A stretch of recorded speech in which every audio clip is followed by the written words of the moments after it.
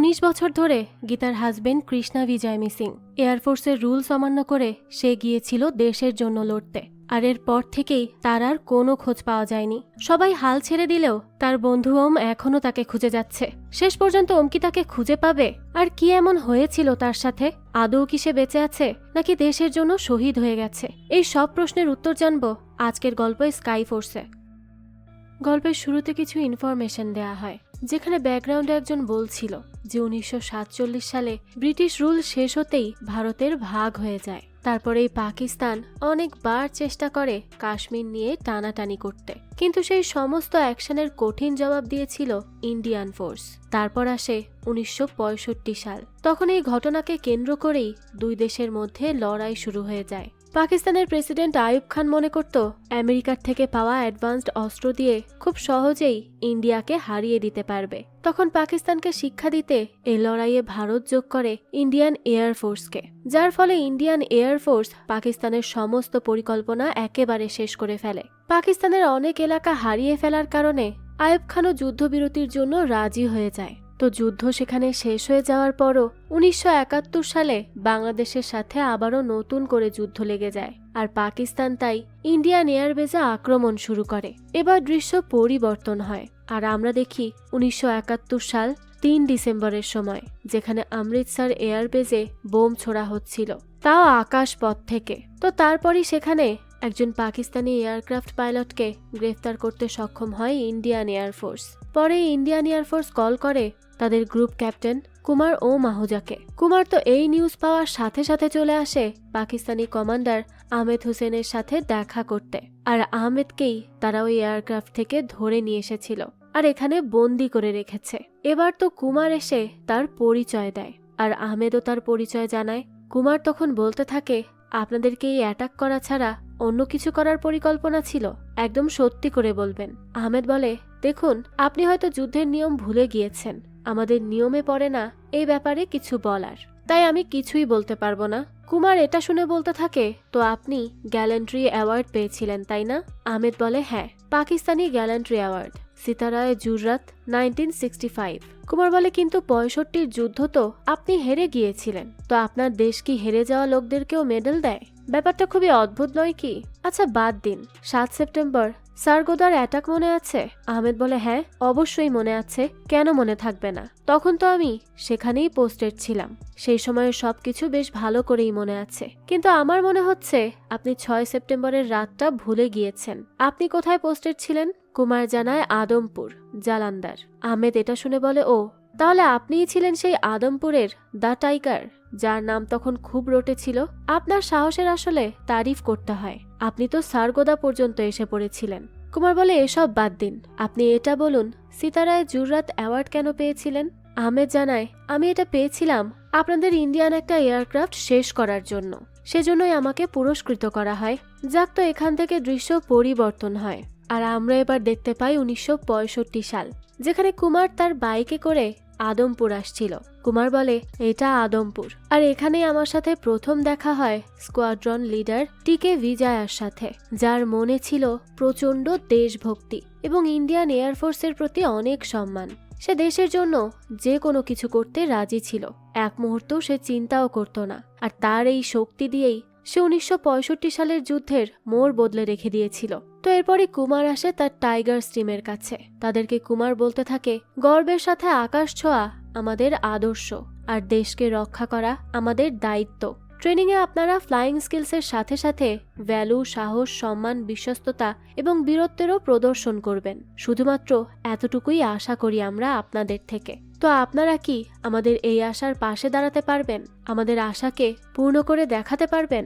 সবাই বলে, হ্যাঁ স্যার, অবশ্যই পারবো। কুমার তখন বলতে থাকে, ঠিক আছে, চলুন তাহলে আপনাদের স্কিলস দেখা যাক। একে একে সবার স্কিল দেখা হবে। তো তারপর সব এয়ারফোর্সকে কিছু কিছু সময় দিয়ে কুমার এয়ারক্রাফট দিয়ে উপরে পাঠায়, আর সেখানে খুব মারাত্মক পারফরমেন্স করে সেই ট্যাবি, অর্থাৎ বিজয়া। তাকে সবাই ট্যাবি বলেই ডাকে। তো এই ফোর্সের মধ্যে সবচেয়ে আলাদা হচ্ছে ট্যাবি। কুমারও তো তার পারফরমেন্স দেখে খুবই মুগ্ধ হয়। এবার কুমারকে ডেকে আনে তার সিনিয়র অফিসার। এরপর সে তাকে জিজ্ঞেস করে, ট্রেনিং কেমন যাচ্ছে? কুমার জানায়, খুব ভালোই যাচ্ছে স্যার। সময়ের সাথে সাথে আমাদের ছেলেরা অনেক কিছু শিখতে পারবে, আরো দক্ষ হয়ে উঠবে তারা। এই কথা শুনে অফিসার বলে, তবে সেই সময়টাই তো আমাদের কাছে নেই। এই যে দেখো, ইন্টেলিজেন্সের রিপোর্ট এসেছে, পাকিস্তান মারাত্মক অ্যাগ্রেসিভ হচ্ছে। তাদের কাছে স্টার স্ট্রাইকার এয়ারক্রাফট এসে পড়েছে, আর তারা সেটা দিয়েই ট্রেনিং করছে দিন রাত। এমন চলতে থাকলে তো তাদের সাথে পেরে ওঠা মুশকিল হয়ে যাবে। কুমার বলে, স্যার আমাদেরও উচিত তাদের মতো ভালো এয়ারক্রাফটে ইনভেস্ট করা, নাহলে এত ট্রেনিং দিয়েও বা কি লাভ হবে বলুন। অফিসার তার এই কথা শুনে বলে, তারা তো ফ্রিতে পেয়েছে আমেরিকা থেকে, তাই তারা সেটা ব্যবহার করতে পারছে, কিন্তু আমাদের কাছে তো এই মুহূর্তে অত বাজেটই নেই যে নতুন কিছুতে ইনভেস্ট করতে পারবো। কুমার তখন বলতে থাকে, চিন্তা করবেন না স্যার, সময় আসলে আমি আর সব পাইলটরা মিলে সব সামলে নিব। তো তারপরই কুমার তার পাইলটদের নিয়ে ক্লাসে আসে। সেখানে কুমার বলে, তোমরা আমাকে বলো তো, যদি ডগ ফাইটের সময় এয়ারক্রাফটের ফুয়েল ফুরিয়ে আসে এবং দুশ্মন তোমার টার্গেটে থাকে, তখন তোমার কি করা উচিত হবে? ট্যাবি বলে ওঠে, তার পিছু করে তাকে মেরে ফেলতে হবে। কুমার এটা শুনে বলে, না, এটা ভুল হবে, কারণ তুমি তার পিছু নিলে নিজেও বাঁচতে পারবে না। যেহেতু ফুয়েল তোমার শেষের দিকে, সেহেতু এয়ারক্রাফট সহ তুমিও মারা যাবে। তাই আমাদেরকে যে কোনো ভাবেই হোক পাইলটের সাথে সাথে এয়ারক্রাফটকেও বাঁচাতে হবে। এয়ারক্রাফট হচ্ছে সরকারের সবচেয়ে মূল্যবান একটি সম্পত্তি, আর এটাকে কিছুতেই এত সহজে নষ্ট হতে দেয়া চলবে না। আর হ্যাঁ, আর একটা বিষয়, আমাদের এবার কিন্তু যুদ্ধ করতে হবে আমেরিকান স্টার স্ট্রাইকারের সাথে। স্টার স্ট্রাইকার হচ্ছে এই সময়ের সবচেয়ে বড় আর ভয়ঙ্কর শক্তিশালী ফাইটার প্লেন। আমাদের মাইস্টারের এয়ারক্রাফট থেকে 2 গুণ বেশি স্পিড আছে এটার, 4 গুণ বেশি ক্লাইম্ব রেট। আমাদের সিঙ্গেল ব্যারেল ক্যাননের তুলনায় তাদের কাছে মাল্টিপল ব্যারেল ক্যানন আছে, আর তার উপর এয়ার টু এয়ার মিসাইলস, যা আমাদের মাইস্টার এয়ারক্রাফটে নেই। এক কথায় বলতে গেলে এটা হচ্ছে একটা ক্ষেপণাস্ত্র, যার মধ্যে একজন মানুষ আছে। তো তারপরই সেখানে একজন প্রশ্ন করে, স্যার যদি তাদের এয়ারক্রাফট এতই শক্তিশালী হয়, তাহলে আমরা কি পারবো? কুমার বলে, যুদ্ধ কিন্তু মেশিনের সাথে নয়, মানুষের সাথে জেতা হয়। তাই আমাদের লড়াই প্লেনের সাথে নয়, বরং সেখানে বসে থাকা পাইলটের সাথে হবে। এরপর ট্যাবিও একই প্রশ্ন করে যে তাদের স্ট্র্যাটেজি কি হবে লড়াই করার সময়। কুমার তখন ট্যাবিকে ডেকে আনে আর বলে, আমাকে সজোরে পাঞ্চ করো তো। ট্যাবি বলে, সরি স্যার, আমি পারবো না। কুমার তখন বলে, আমি তো বলেছি পাঞ্চ করো আমাকে। তো তারপরই ট্যাবি পাঞ্চ করে বসে, কিন্তু সেই সময় ট্যাবিকে ধরে কুমার পেছনে ফেলে দেয় আর বলতে থাকে, এই ঘটনা থেকে কি শিখলে? ট্যাবি বলে, আপনি আমার শক্তি ইউজ করে আমার দুর্বলতাতে রূপান্তর করেছেন। কুমার সবাইকে বলে, হ্যাঁ একদম, আমরাও এভাবে ফাইট করব স্টার স্ট্রাইকারের সাথে। এরপরই কুমার ক্লাস শেষ করে বাইরে আসে। ট্যাবি বলে, স্যার সরি, আমি ট্রেনিং ওইভাবে ধাক্কাটা দিয়েছি বলে সরি। কুমার তখন হেসে বলে, হ্যাঁ, তার দায়িত্বও কিন্তু তোমাকেই নিতে হবে।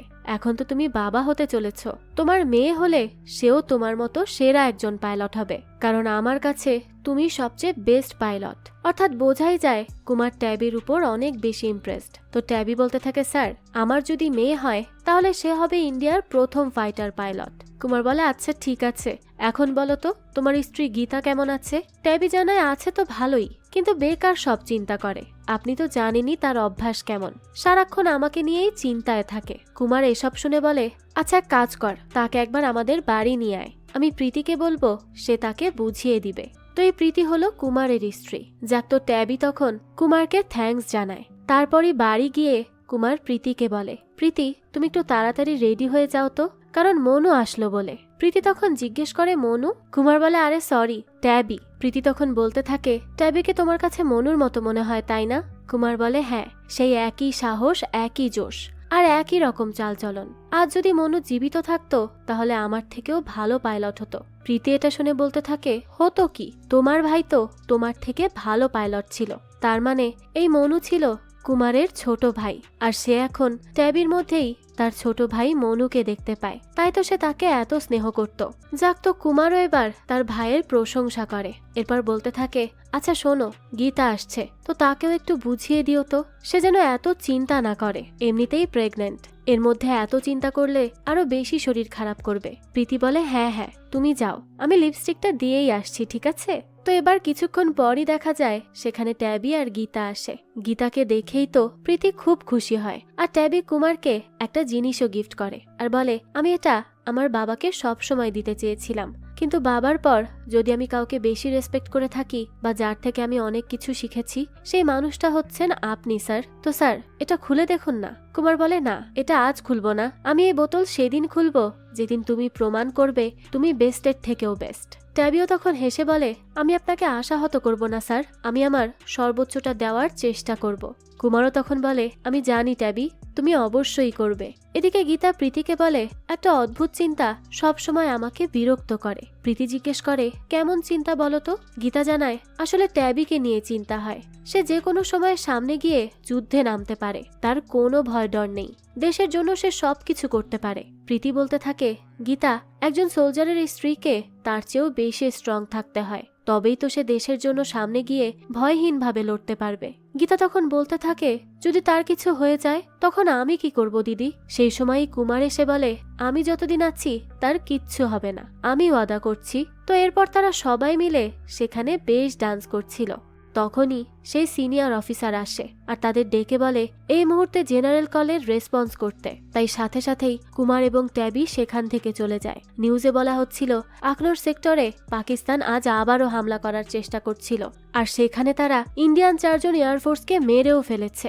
এবার আমরা দেখতে পাই 5 সেপ্টেম্বর 1965 সাল রাত 10:30 দৃশ্য। কুমার এবং ট্যাবি এসে পড়ে তাদের একাডেমিতে।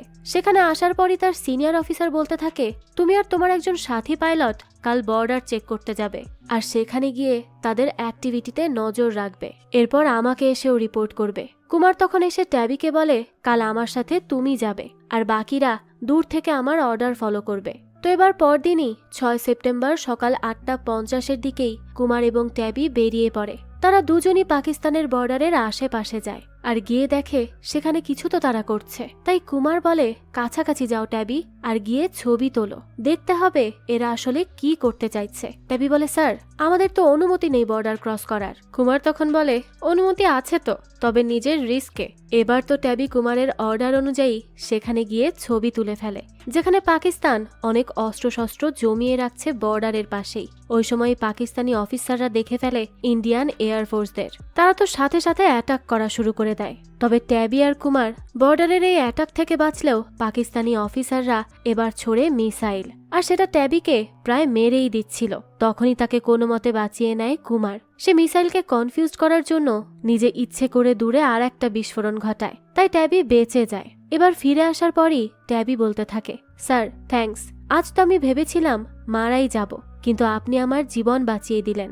কুমার বলে, হ্যাঁ কি করব, তোমার স্ত্রীকে কথা যে দিয়েছি, আর সেই কথা দিয়েই তো ফেসে গেছি। ট্যাবি বলে, কিন্তু স্যার আপনি কিভাবে মিসাইলের পিছু ছাড়ালেন? কুমার তখন বলতে থাকে, মিসাইল আসলে এয়ারক্রাফটের হিটকে ফলো করে আসে, আর তাই আমি ভাবলাম আমি যদি আলাদা করে হিট তৈরি করি তাহলে মিসাইল কনফিউজড হয়ে যেতে পারে, এ কারণে আমি সেটাই করি, এবং এই ব্যাপারটা কাজেও দেয়। ট্যাবি এসব শুনে বলতে থাকে, বাহ স্যার আপনি তো জিনিয়াস। কুমার বলে, হ্যাঁ আমি জানি, তো এটা যদি আমার বস বুঝতে পারে তাহলে তো ভালোই ছিল। তো এরপরই ট্যাবি বাড়ি এসে গীতাকে বানিয়ে বানিয়ে কাহিনী বলে যা আজ সে মিসাইল থেকে বাঁচিয়েছে কুমারকে। গীতা তো এইসব শুনে বেশ হাসে, কারণ সে খুব ভালো করেই বুঝতে পেরেছে যে ট্যাবি যে মিথ্যা বলছে। এদিকে কুমারকে তার বস এসে বেশ রাগারাগি করে আর বলতে থাকে, আমি তোমাকে মানা করেছিলাম বর্ডার ক্রস করবে না, আর কোনোভাবেই তাদের সাথে লড়বে না, কেন করলে এসব? কুমার উত্তর দেয়, এসব জরুরি ছিল স্যার, আর এই যে দেখুন ট্যাবি এই ছবিগুলো তুলেছে, যার মাধ্যমে এটা স্পষ্ট যে পাকিস্তান কিছু বড় পরিকল্পনা করছে। তার বস এসব দেখেও বলে, আমরা এভাবে হামলা করতে পারবো না, কারণ আমরা শান্তিতে বিশ্বাসী, এগুলোকে আগে দিল্লি পাঠানো হবে, তারপর অর্ডার আসলেই কিছু করা হবে। তো বাড়ি এসেও কুমার ভাবছিল যে পাকিস্তান আসলে কি করতে চাইছে। প্রীতি তখন তাকে দেখে বলে, কি ভাবছো? কুমার বলে যে এইবার এরা খুব বড় কিছু করতে যাচ্ছে। প্রীতি বলে, আচ্ছা তাহলে আমরা কেন কিছু করছি না? কুমার জানায়, কারণ আমরা শান্তি চাই, আর তারা কাশ্মীর। প্রীতি বলতে থাকে, এখন যদি সরকারেরই চিন্তাধারা এমন হয় তাহলে আমরা কি করতে পারি? কুমার তখন বলে, তাহলে এবার চিন্তা বদলাতে হবে, প্রতিবেশী দেশকে বোঝাতে হবে আমরাও তাদের দেশে গিয়ে মারতে পারি। তো তারপরই কুমার তার বসের কাছে এসে বলে, স্যার আমার কাছে ফুল প্ল্যানিং আছে, আমি কি ব্রিফিং করব? বস বলে, দেখো আমি এখনো অর্ডারের জন্য অপেক্ষা করছি। কুমার এটা শুনে তাকে বলে যে স্যার আমাদের কাছে সেই সময়টাই তো নেই, তারা যে কোনো সময় আমাদের উপর হামলা করতে পারে। বস বলে, যতক্ষণ না কমান্ডার কোনো সিদ্ধান্ত নিচ্ছে ততক্ষণ আমাদের অপেক্ষা করতেই হবে। কুমার বলতে থাকে, স্যার 4টার ভেতরে যে কোনো সিদ্ধান্ত নিতে হবে, কারণ আমাদের এয়ারক্রাফট রাতের আক্রমণ সামলাতে পারবে না। তার বস এই কথা শুনে তাকে বলে, আমি জানি, তাই তুমি প্রস্তুত থাকো, আমি কিছু একটা করছি। এবার বিকাল 3টার পরই ট্যাবিরা মিলে সব প্রস্তুতি নিচ্ছিল, কিন্তু তখনই তাদের বসকে কমান্ডার কল করে বেশ চেঁচামেচি করে আর বলে, আমাকে কেন বারবার কল করে বিরক্ত করছো? আমি বলছি তো এয়ার হেডকোয়ার্টার থেকে কোনো ডিসিশন না আসলে আমি কিছুই করতে পারবো না, তাই আমাকে বিরক্ত করা বন্ধ করো। এখন অপেক্ষা করতে করতে সন্ধ্যা 6টা পেরিয়ে যায়। তাই মিস্টার মেহতা এসে কুমারকে বলে, স্যার চলুন এবার যাই, আর কত অপেক্ষা করবেন? কুমার বলে, হ্যাঁ আপনি ট্যাবিদেরকে বলুন এবার একটু রেস্ট করতে। তো কুমার শুধু তার অফিস থেকে বাইরে আসে আর তখনই দেখতে পায় উপর থেকে একটা মিসাইল এসে ব্লাস্ট হলো ঠিক তারই সামনে। মিস্টার মেহতা আর কুমার ছিটকে গিয়ে দূরে পড়ে, আর এইদিকে ট্যাবিরাও কাজ শেষ করে ব্রিফিং এর জন্য রেডি হচ্ছিল। ঠিক তখনই তাদের এখানেও হামলা শুরু হয়। একের পর এক উপর থেকে মিসাইল আর গুলি আসতে থাকে। চারিদিকের অবস্থা 1 মিনিটের মধ্যেই খারাপ হয়ে যায়। কুমার যা সন্দেহ করেছিল সেটাই হয়, তবে তার কোনো কথা কেউ শোনে না। তাই তো আজ এতগুলো মানুষের প্রাণ বিপদে পড়ে যায়। কুমার মিস্টার মেহতাকে বাঁচাতে চায় তখন, কিন্তু তিনি তো খুব বাজেভাবে আঘাত পেয়েছিল। ওইদিকে আরো বেশি হামলা ভারী হতে থাকে। ট্যাবি তো একা সবকিছু সামলাতে পারছিল না, তাই কুমার সেখানে গিয়ে বেশ কয়েকজনকে বাঁচিয়ে নিতে পারে। কিন্তু যা ধ্বংস হওয়ার তা তো হয়েই যায়। সেখানে তাদের প্রায় 5 থেকে 7 জন সৈনিক মারা যায়, সেই সাথে মিস্টার মেহতাও। কুমারের বারবার মনে পড়ছিল মিস্টার মেহতার কথা। সে বলতো রিটায়ার্ড করার পর নিজের বাচ্চাদের সাথে বাকি জীবনটা কাটাবে, কিন্তু এখন সে তার অবশিষ্ট জীবনটাও ফেরত নিয়ে যেতে পারল না। এই অনাকাঙ্ক্ষিত হামলা সবকিছু শেষ করে দিয়ে যায়। রাতে ট্যাবি তার টিমের একজনকে বলে, পাকিস্তান ভুল করেছে, তারা আহত বাঘদের ছেড়ে দিয়েছে, যার হিসাব তারা দিতে পারবে না। তো তারপরই পাকিস্তানের প্রেসিডেন্ট একটা ইন্টারভিউয়ে বলে, ইন্ডিয়ানরা বুঝতে পারেনি কোন দেশের সাথে লেগেছে, এবার তারা হয়তো একটা শিক্ষা পেয়েছে। যুদ্ধ তো শুরু হয়ে গেছে আর এটা চলবেই।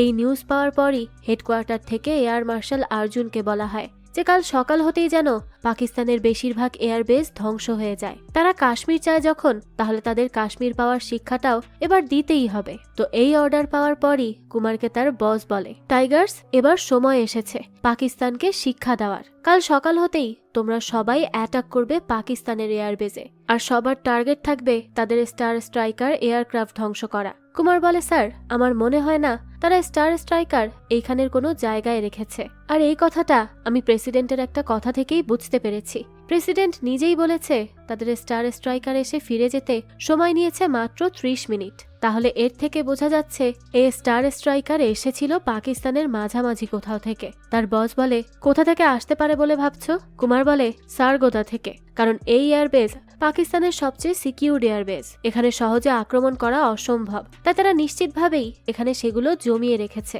বস বলে, এখানে তো গিয়ে আক্রমণ করা সম্ভব না। কুমার বলে, হ্যাঁ তারাও এটাই ভেবেছে, সেজন্যই স্টার স্ট্রাইকার সেখানে আছে, আমি নিশ্চিত। বস বলে, তোমার কথা যদি মেনেও নেই, তাও আমাদের এয়ারক্রাফটে এত ফুয়েল ক্যাপাসিটি নেই যে আমরা সারগোদাতে আক্রমণ করে আবারও ফিরে আসতে পারবো। কুমার বলে, স্যার এটার জন্য আমার কাছে একটা পরিকল্পনা আছে। আমরা যদি আমাদের এয়ারক্রাফটে আরো 2টা এক্সট্রা ফুয়েল ট্যাঙ্ক অ্যাটাচ করে দিতে পারি, তাহলে আমরা এই কাজ করে ফিরতে পারবো। ট্যাবি বলে, হ্যাঁ স্যার আমরা পারবো, আর আমরা যদি চাই পাকিস্তানের এয়ারবেজের কোমর ভাঙতে, তাহলে আমাদের কাছে সারগোদাই বেস্ট অপশন হবে।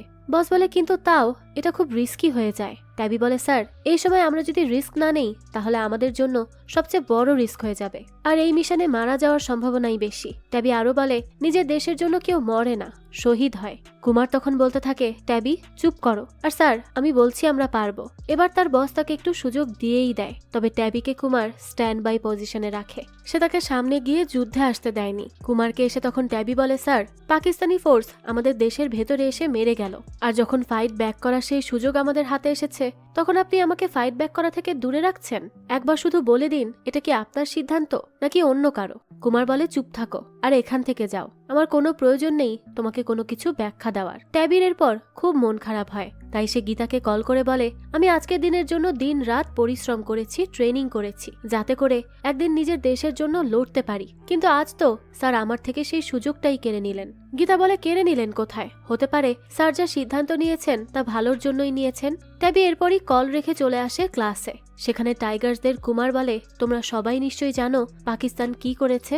তারা আমাদের দেশের ভেতরে এসে আমাদের এই এয়ারবেজের অনেক সৈনিক, সাধারণ মানুষ এবং এয়ারক্রাফট ধ্বংস করেছে, তাও মাত্র 30 মিনিটে। এবার আমরা তাদেরকেও দাঁত ভাঙা জবাব দিব, তাদেরকে বুঝিয়ে দিব আমরা কারা। আমরা হচ্ছি টাইগার্স, আর টাইগার তার শিকারকে একবার ধরলে তার জীবনের শেষ মুহূর্ত তখনই হয়। তাই মাথায় শুধু এটাই রাখবে, আমরা টাইগার্স, আর আমাদের এই মিশনের নাম হবে স্কাই ফোর্স। এবার পরদিনই 7 সেপ্টেম্বর কুমার তার সাথে বাকি 11 প্লেন নিয়ে এই মিশন শুরু করে। তো তারা চলে যাওয়ার কিছু সময় পরই কুমার জানতে পারে তার পেছনের 4টা এয়ারক্রাফট নেই। কুমার তখন বলতে থাকে, তাহলে আমাদের এই মিশন 8টা এয়ারক্রাফট দিয়েই শেষ করতে হবে। এবার দীর্ঘ সময় ধরে সেই মিশন চলতে থাকে। কুমার আর তার সাথীরা সারগোদায় যায় এবং পাকিস্তানের সবগুলো স্টার স্ট্রাইকার এয়ারক্রাফট ধ্বংস করে আসে। কুমার এবং তার টিম মিশন কমপ্লিট করে ফিরে আসে। এসেই সে আগে সেই 4 এয়ারক্রাফট পাইলটকে বলে, লজ্জা করলো না? দেশের জন্য লড়াই করতে তোমরা ভয় পাচ্ছিলে, সেজন্য পিছিয়ে আসলে শেষ মুহূর্তে।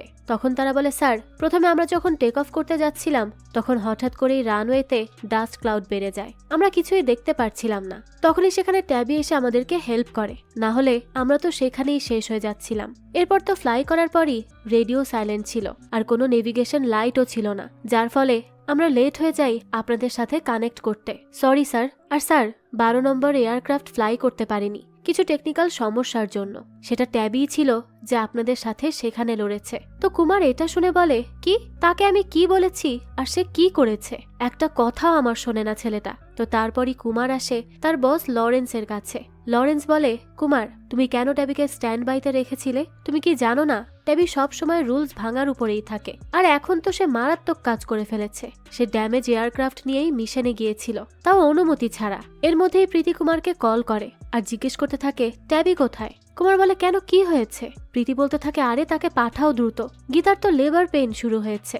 গীতাও তখন ফোন নিয়ে বলতে থাকে, স্যার আপনি প্লিজ কলটা ট্যাবিকে দিন। কুমার বলে, গীতা তুমি হসপিটালে যাও, আমি ট্যাবিকে সেখানে পাঠাচ্ছি। তো তারপরই কুমার অফিসার অমলকে বলে, আশেপাশের সমস্ত এয়ারবেজে কল করে খবর নাও, আমাদের কোনো প্লেন সেখানে ল্যান্ড করেছে কিনা। তারপরই খবর আসে একটা মাইস্টেয়ার এয়ারক্রাফট ক্র্যাশ করেছে সারগোদায়, কিন্তু তার পাইলট মিসিং। কুমার সেই নিউজের লেটারটা হাতে নিতেই কল করে প্রীতি আর বলে, আরে ট্যাবি কোথায়? তাকে বলো তার ফাইটার এসে পড়েছে পৃথিবীতে, তার একটা মেয়ে হয়েছে। তারা তো খুব খুশি ছিল, কিন্তু কুমার তখন চিঠিটা দেখে ভাবছিল সে কি বলবে, গীতার কাছে সে কোন মুখ নিয়ে যাবে। সে মনে মনে বলতে থাকে, আমি তো তাকে কথা দিয়েছিলাম ট্যাবির কিচ্ছু হতে দিব না।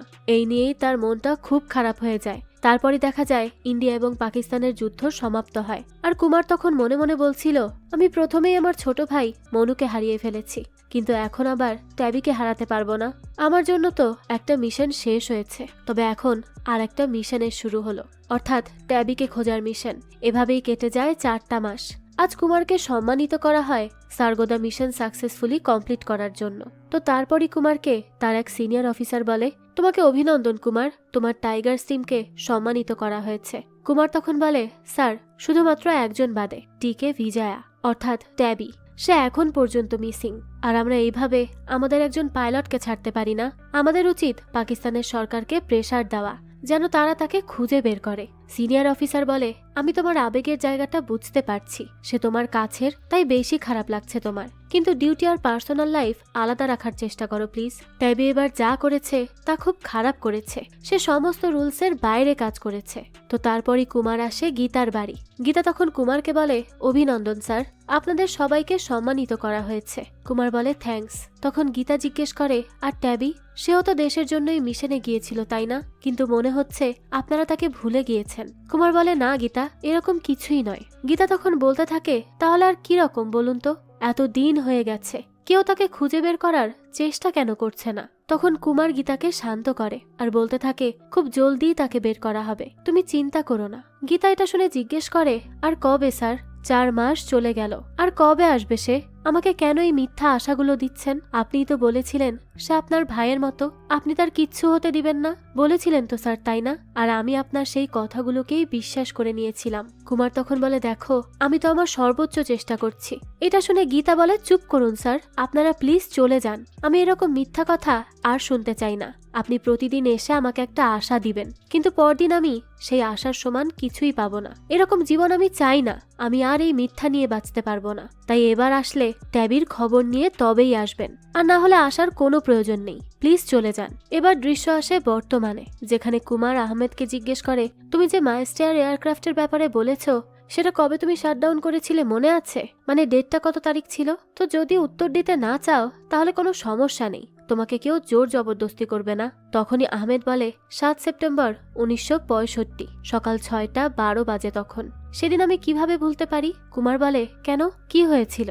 আহমেদ বলে, আপনার 8 ফোর্স আমাদের সারগোদায় হামলা করে চলে যাচ্ছিল। তখনই আমাদের জেনারেল আমাদের হুকুম দিল ইমিডিয়েটলি যেন আমরা আপনাদের ফলো করে আপনাদের অস্তিত্ব মিটিয়ে ফেলি। তারপর আমি আমাদের কাছে থাকা শেষ এয়ারক্রাফটটাও ইউজ করি। কুমার বলে, কিন্তু আমি তো আপনাদের 11টা স্টার স্ট্রাইকারই উড়িয়ে দিয়েছিলাম। তাহলে? আহমেদ তখন জানায় যে আমাদের কাছে ছিল 12টা। আমরা যখন ফ্লাই করি তখনই একটা বোকাকে পাই যে নিচ থেকেই আমাদের টার্গেটের সামনে এসে পড়ে, আর মাত্র 5 সেকেন্ডের মধ্যেই আমরা তার এয়ারক্রাফটকে ধ্বংস করে ফেলি। কুমার বলে, আর সেই পাইলট? আহমেদ বলতে থাকে, আসলে অবাক করা বিষয় হচ্ছে সেই পাইলট হাত ফসকে কোথায় যেন চলে যায়, তাকে আমরা আর খুঁজেই পাইনি। এসব শুনে কুমার বলতে থাকে, তাহলে আপনি আমাদের বাকি 8 এয়ারক্রাফটকে ফলো করলেন না কেন? তখন আহমেদ উত্তর দেয়, করতাম যদি সেই দ্বিতীয় পাইলট আমাদেরকে ধোকায় ফেলে হামলা না করত।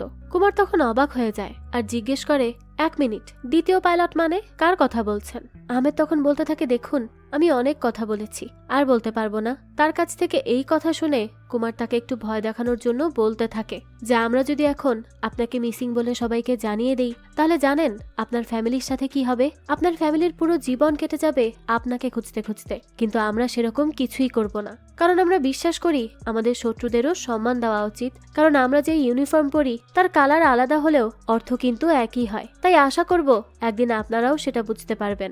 এবার কুমার সেখান থেকে আসে তার বসের কাছে। তার বস বলে, অভিনন্দন, আমরা পাকিস্তানিদেরকে হারিয়ে তাদের আসল জায়গাটা দেখিয়ে দিতে পেরেছি। কিন্তু কি কারণে আজ এখানে আসলে তুমি? কোনো দরকার? কুমার বলে, ট্যাবি স্যার। আহমেদ বলেছে 7 সেপ্টেম্বর সে একটা এয়ারক্রাফটের সামনাসামনি হয়েছিল, আর আমি নিশ্চিত ওটা ট্যাবি ছিল স্যার।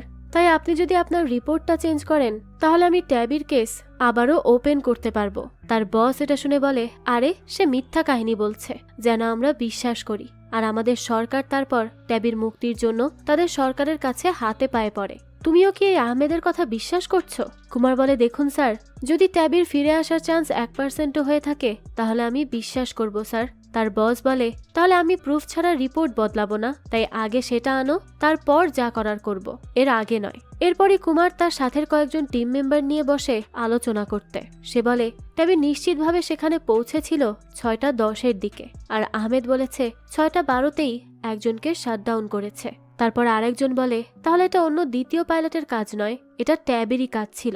কুমার এটা শুনে বলতে থাকে, অবশেষে আমরা লিড পেয়েছি, আর এটার উপর আমরা এবার কাজ করব।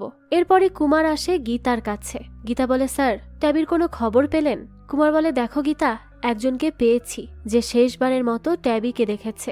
এই কথা শোনার সাথে সাথেই গীতার মনে আশা জেগে ওঠে, আর সে জিজ্ঞেস করতে থাকে, কে দেখেছে স্যার? আমি কি তার সাথে দেখা করতে পারবো? কুমার বলে, দেখো সে পাকিস্তানের এয়ার ফোর্স অফিসার, তার সাথে দেখা করা সম্ভব নয়। গীতা এটা শুনে বলে, ও তাহলে ট্যাবি কি বেঁচে আছে? শুধু এতটুক বলুন আমাকে। কুমার তখন বলতে থাকে, আমার তো তার কথাবার্তায় মনে হলো ট্যাবি এখনো বেঁচে আছে, তাই আমরা তাকে খুঁজে বের করার চেষ্টায় আছি। তো তারা কথা বলছিল, তখনই সেখানে ট্যাবির মেয়ে রোহিণী আসে আর বলে, স্যার আপনার ছবি আমি দেখেছি, আপনি বাবার বন্ধু তাই না? কুমার বলে, হ্যাঁ তো। রোহিণী তখন বলতে থাকে, আমিও বাবার মতোই পাইলট হতে চাই। গীতা তো এই কথা শুনেই রোহিণীকে বকাবকি করে আর বলতে থাকে, রোহিণী চুপচাপ ভেতরে যাও, আর আমি মানা করেছি তো এইসব নিয়ে কথা না বলতে। আসলে ট্যাবির এই অবস্থা হওয়ার পর সে কোনোভাবেই চায় না তার মেয়েও তার বাবার প্রফেশনে যাক, তাই সে রোহিণীকে বকাবকি করে। তো রোহিণী যাওয়ার পরই গীতা কুমারকে বলে, স্যার ট্যাবি কি বন্দি আছে, না কি হয়েছে তার সাথে? আমরা কিভাবে তার কাছে পৌঁছাবো? স্যার প্লিজ বলুন না।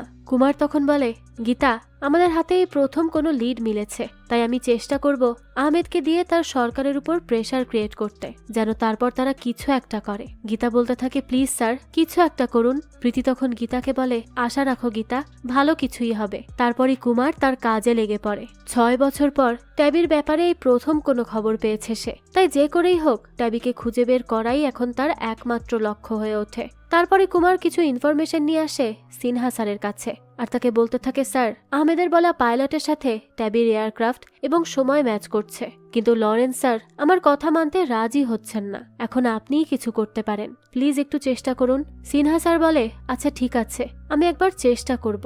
আমি এয়ার মার্শাল নারাঙের সাথে কথা বলে দেখছি। তারপরই কুমার আসে নারাঙের সাথে দেখা করতে। নারাং বলে, তুমি যেই কেসটা নিয়ে এসেছো সেখানে আহমেদের কথায় এটা কোথায় প্রমাণ হচ্ছে যে ওই পাইলটই ট্যাবি?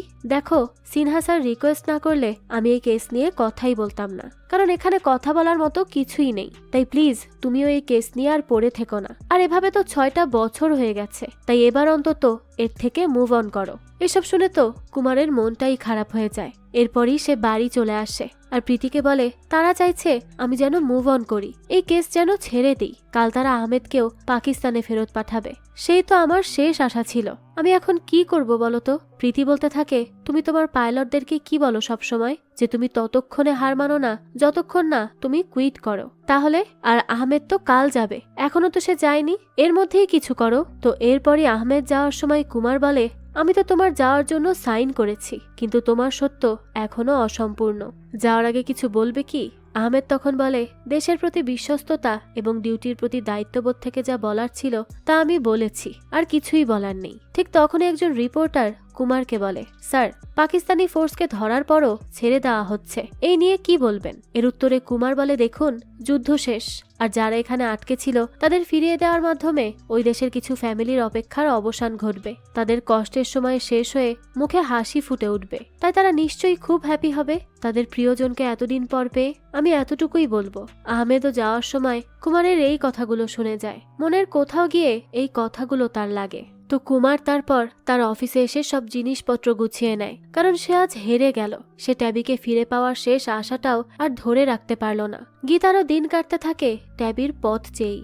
এভাবেই কেটে যায় আরো 10টা বছর। আজ কেউ একজন পার্সেলের মাধ্যমে একটা পাকিস্তান ইন্ডিয়ার বুক পাঠায়, আর সেখানে একটা চিঠিও ছিল। কুমার সেই চিঠিটা খুলে দেখে বলে, আমি এই 19 বছরের মধ্যে একবারও আশা ছাড়িনি ট্যাবিকে ফিরে পাওয়ার, তাই হয়তো আমি আজ থেকে ফিরে পাওয়ার সেই পথটা পেয়েই গেছি।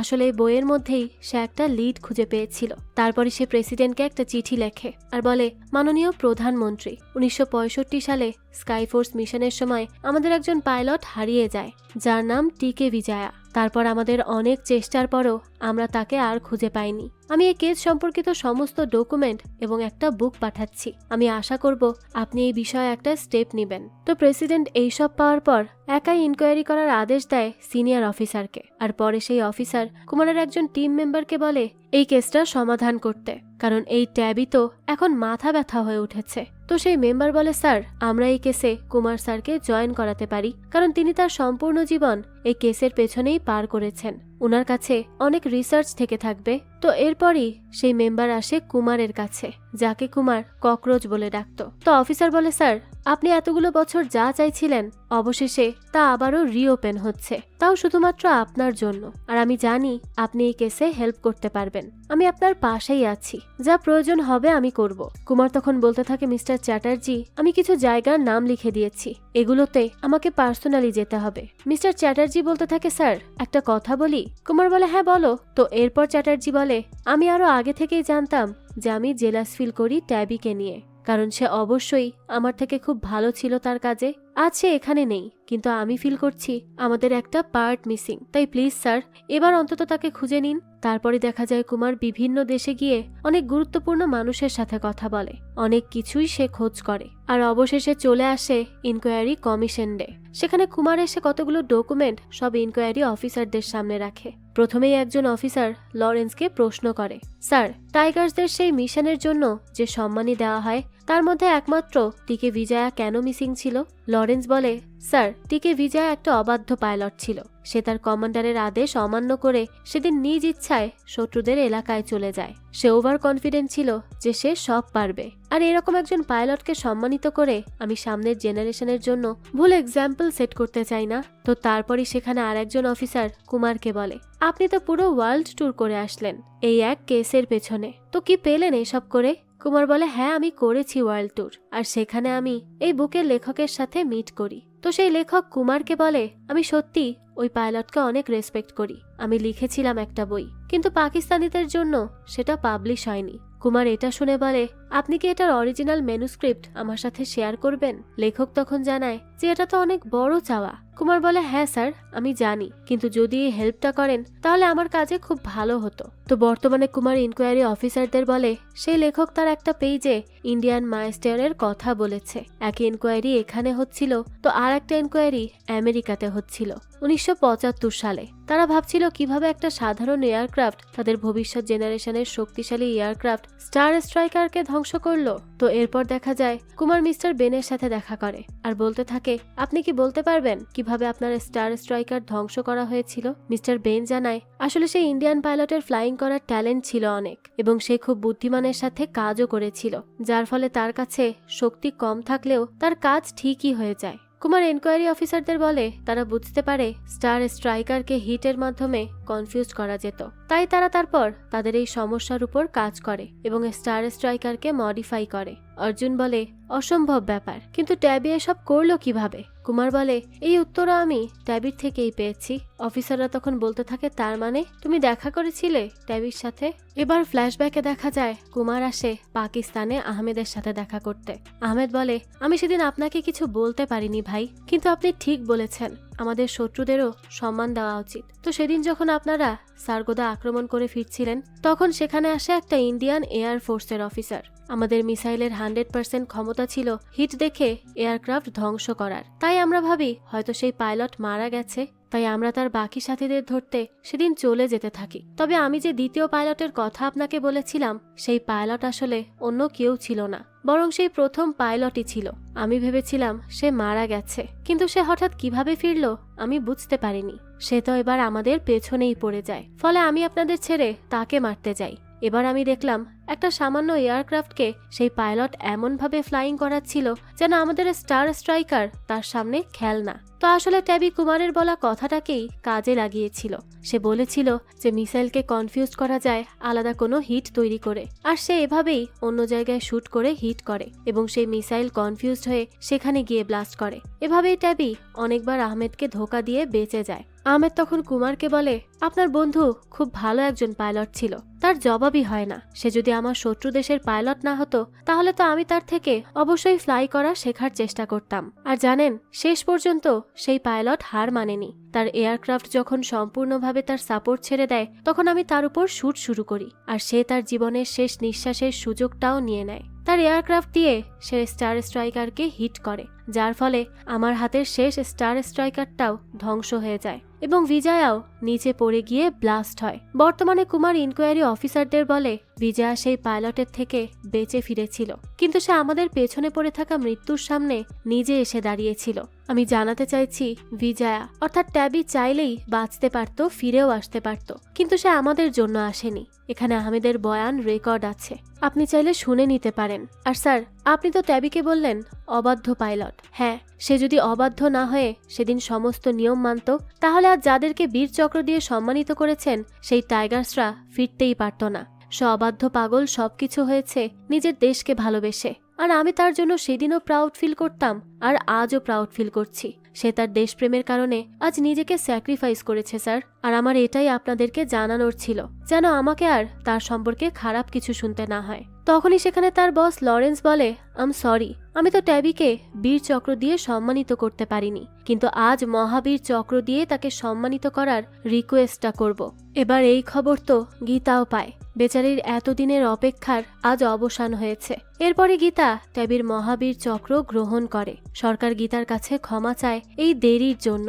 সবাই গীতা এবং রোহিণীকে স্যালুট করে। রোহিণীও এতদিনে অনেক বড় হয়ে গেছে, সেও তার বাবার সবচেয়ে প্রিয় বন্ধু কুমারকে স্যালুট করে। এরপর বাড়ি ফিরে কুমার ট্যাবির দেওয়া সেই গিফটটা খোলে, কারণ আজ সত্যিই ট্যাবি বেস্টকেও ছাড়িয়ে গিয়েছে। তো এরপরই সত্যিকারের ট্যাবির কিছু ছবি দেখিয়ে এই গল্পটা এখানেই শেষ করা হয়। এই তো ছিল এক বীরের গল্প, যে নিজের জীবনের পরোয়া না করেও শুধু নিজের দেশের জন্যই লড়ে গিয়েছে। তো এই মহাবীরের জীবনের গল্প আপনাদের কাছে কেমন লেগেছে সেটা অবশ্যই আমাদেরকে কমেন্ট করে জানাবেন। যদি এতটুকুও ভালো লেগে থাকে তাহলে একটি লাইক দিয়ে যাবেন। আর হ্যাঁ, আমাদের এই চ্যানেলে কিন্তু প্রতিনিয়তই নতুন নতুন ভিডিও আপলোড করা হয়। সেই সব ভিডিওর আপডেট পেতে আমাদের চ্যানেলটিকে সাবস্ক্রাইব করে বেল আইকনে অল দিয়ে রাখতে কিন্তু ভুলবেন না। আর একটা কথা, আপনার আমার মতো মুভি লাভারদের জন্য আমরা নিয়ে এসেছি সুলভ মূল্যে নেটফ্লিক্সের সাবস্ক্রিপশন, যেটি পেয়ে যাবেন আমাদের ফেসবুক পেজ এইচবি শপে। পেজের লিংক ডিসক্রিপশন বক্সেই দেয়া আছে।